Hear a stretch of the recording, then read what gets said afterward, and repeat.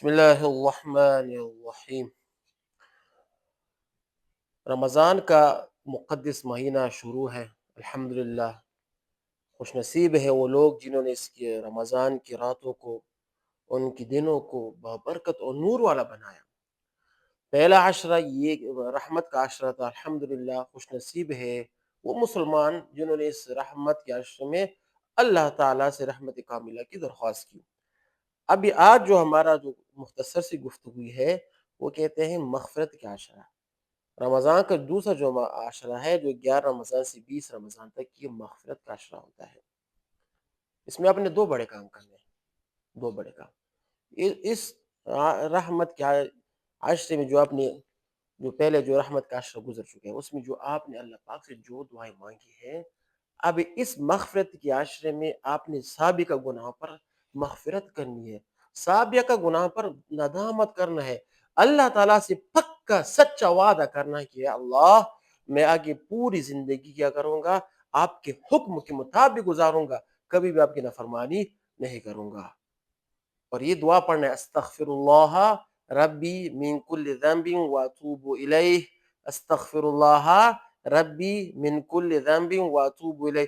اس دعا کو اپنے بار بار تکرار آپ نے کرنا ہے۔ سمجھ آ گئی؟ ایک تو یہ کام کرنا ہے۔ اور دوسرے، اس عشرے میں اعتکاف کی تیاری کرنی ہے۔ خوش نصیب ہے وہ لوگ جو آخری عشرے میں اعتکاف کے لیے بیٹھتے ہیں۔ جن بچوں کے جن مسلمان حضرات جو بالغ ہیں، جن کے اعتکاف کے ارادے ہیں، اس عشر میں اعتکاف کی فضائل اور بھی پڑھیں، تاکہ آپ کے لیے اعتکاف کی کہتے ہیں پر بیٹھنے کی کیا ہو جاتا ہے، شوق پیدا ہو جائے۔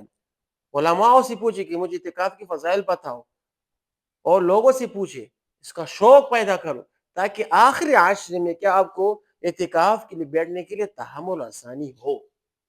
یہ دو آپ نے کام کرنے ہیں، اور اس کے ساتھ ساتھ اپنے آپ کو گناہوں سے بالکل ہی بچانا ہے۔